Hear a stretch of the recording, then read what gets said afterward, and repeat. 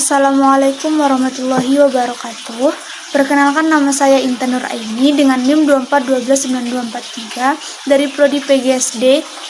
Sebelumnya izin Ibu, di sini saya akan membuat video yaitu mengenai tugas kita minggu ke-13 tentang perangkat pembelajaran dan komponennya. Yang pertama itu ada pengertian perangkat pembelajaran. Perangkat pembelajaran merupakan serangkaian perencanaan yang disusun secara sistematis oleh guru yang mencakup berbagai sumber belajar, alat, media, serta dokumen pendukung yang digunakan dalam proses pembelajaran. Perangkat ini berfungsi untuk membantu guru dalam mengelola kegiatan belajar mengajar secara terarah, terstruktur, dan berkesinambungan, sehingga proses pembelajaran dapat berlangsung secara efektif dan efisien. Dengan adanya perangkat pembelajaran, guru dapat memastikan bahwa tujuan pembelajaran, kompetensi bahwa diharapkan serta kebutuhan peserta didik dapat tercapai sesuai dengan kurikulum yang berlaku. Kemudian itu fungsi perangkat pembelajaran. Perangkat pembelajaran memiliki peran yang sangat penting dalam pelaksanaan pembelajaran, yaitu yang pertama sebagai pedoman bagi guru. Seperangkat pembelajaran menjadi acuan bagi guru dalam merencanakan dan melaksanakan, mengetahui apa yang harus dikerjakan, bagaimana cara mengerjakannya, serta metode dan strategi apa yang tepat untuk digunakan. Yang kedua, fungsinya itu sebagai alat evaluasi pembelajaran, di mana perangkat pembelajaran membantu guru dalam mengukur ketercapaian tujuan pembelajaran melalui berbagai bentuk penilaian. Dengan evaluasi yang terencana, guru dapat mengetahui pemahaman, kemampuan, dan perkembangan belajar peserta didik. Yang ketiga itu yaitu sebagai sarana kontrol efektivitas pembelajaran. Melalui perangkat pembelajaran, guru dapat menilai apakah proses pembelajaran yang dilaksanakan sudah berjalan dengan baik atau perlu dilakukan perbaikan. Nah, hal ini memungkinkan guru untuk melakukan refleksi dan peningkatan kualitas pembelajaran. Yang keempat, fungsinya itu sebagai alat inovasi pembelajaran. Perangkat pembelajaran mendorong guru untuk mengembangkan pembelajaran yang lebih kreatif dan inovatif. Jadi penggunaan berbagai media, metode, dan pendekatan pembelajaran dapat membuat proses pembelajaran menjadi lebih menarik, bermakna, dan sesuai dengan karakteristik peserta didik. Kemudian itu ada komponen-komponen perangkat pembelajaran. Perangkat pembelajaran terdiri atas beberapa komponen utama yang saling berkaitan, yaitu yang pertama, analisis kompetensi. Analisis kompetensi meliputi capaian pembelajaran atau CP, kemudian tujuan pembelajaran atau TP, serta penguatan profil pelajar Pancasila. Nah, komponen ini bertujuan untuk memastikan bahwa pembelajaran yang dirancang sesuai dengan kompetensi yang harus dikuasai oleh peserta didik. Yang kedua yaitu rencana pelaksanaan pembelajaran atau RPP, dan bisa juga disebut dengan modul ajar. RPP atau modul ajar berisi perencanaan pembelajaran yang mencakup identitas mata pelajaran, tujuan pembelajaran, langkah-langkah, kegiatan pembelajaran, metode yang digunakan, serta bentuk asesmen. Dokumen ini menjadi panduan utama untuk mengajar di kelas. Yang ketiga itu ada bahan ajar, di mana bahan ajar merupakan materi yang digunakan dalam proses pembelajaran seperti buku teks, lembar kerja siswa atau LKS, modul, media digital, maupun sumber belajar kontekstual lainnya. Bahan ajar membantu peserta didik memahami materi secara lebih mendalam. Yang keempat, media pembelajaran. Media pembelajaran adalah alat bantu yang digunakan untuk menyampaikan materi pembelajaran, baik berupa media visual, audiovisual, interaktif, maupun berbasis teknologi informasi dan komunikasi. Media yang tepat dapat meningkatkan minat, motivasi, dan pemahaman peserta didik.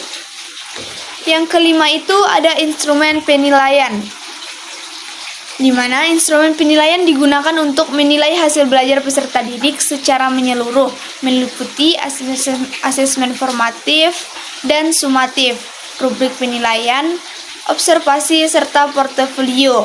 Penilaian ini bertujuan untuk mengetahui pencapaian kompetensi peserta didik dan sebagai dasar perbaikan pembelajaran selanjutnya. Nah, kemudian ada prinsip pengembangan perangkat pembelajaran. Yang pertama itu relevansi, di mana perangkat pembelajaran harus sesuai dengan kebutuhan peserta didik, karakteristik, materi, serta kurikulum yang berlaku. Kemudian yang kedua yaitu konsistensi. Terdapat keselarasan antara tujuan pembelajaran, kegiatan pembelajaran, dan sistem penilaian. Yang ketiga ada kontekstualitas, di mana pembelajaran dikaitkan dengan kehidupan nyata siswa agar siswa lebih mudah memahami pembelajaran tersebut. Yang keempat ada fleksibilitas, yaitu perangkat pembelajaran dapat disesuaikan dengan kondisi kelas, lingkungan belajar, dan kemampuan siswa. Kemudian yang kelima berorientasi pada peserta didik, yaitu perangkat pembelajaran mendukung pembelajaran aktif, kreatif, dan bermakna. Kemudian ada langkah-langkah pengembangan perangkat pembelajaran, di mana langkah-langkahnya itu yang pertama, menganalisis kurikulum kebutuhan belajar siswa sebagai dasar penyusunan perangkat pembelajaran. Kemudian yang kedua yaitu merumuskan capaian pembelajaran dan tujuan pembelajaran yang jelas dan terukur. Yang ketiga, menyusun materi dan strategi pembelajaran yang sesuai dengan karakteristik peserta didik. Yang keempat yaitu meneruskan media dan sumber belajar yang mendukung proses pembelajaran. Dan yang terakhir yaitu menyusun instrumen penilaian untuk mengukur proses dan hasil belajar siswa. Selanjutnya ada penerapan perangkat pembelajaran, di mana guru menggunakan modul ajar sebagai pedoman dalam melaksanakan pembelajaran di kelas. Kemudian, siswa belajar dengan bantuan media digital interaktif seperti Canva, Wordwall, atau Google Classroom. Kemudian yaitu penilaian dilakukan melalui rubrik proyek, observasi, sikap, dan penilaian proses pembelajaran. Selain itu, ada tantangan yang dihadapi oleh guru dalam komponen pembelajaran ini. Yang pertama, guru belum terbiasa menyusun perangkat pembelajaran secara lengkap. Masih banyak guru yang belum memahami secara menyeluruh komponen dan sistematika penyusunan perangkat pembelajaran, sehingga diperlukan pembiasaan dan peningkatan kompetensi. Yang kedua yaitu perangkat pembelajaran belum sesuai dengan kebutuhan peserta didik. Kurangnya analisis terhadap karakteristik, kemampuan, dan kebutuhan belajar siswa menyebabkan perangkat pembelajaran kurang efektif. Yang ketiga itu keterbatasan waktu dan sarana. Beban administratif yang tinggi serta keterbatasan fasilitas membuat guru kesulitan menyusun perangkat pembelajaran secara optimal. Dari tantangan yang dihadapi guru tersebut, seterusnya ada solusi yang harus dilakukan, yaitu yang pertama mengadakan penelitian intensif dalam penyusunan perangkat pembelajaran agar kompetensi guru dapat meningkat.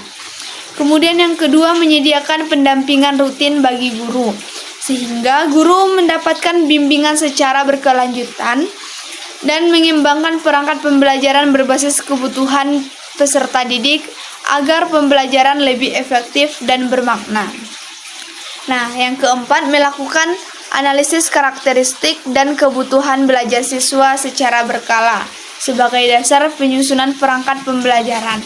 Dan yang terakhir yaitu menambah waktu kolaborasi antara guru untuk berbagi ide dan merencanakan pembelajaran secara bersama-sama.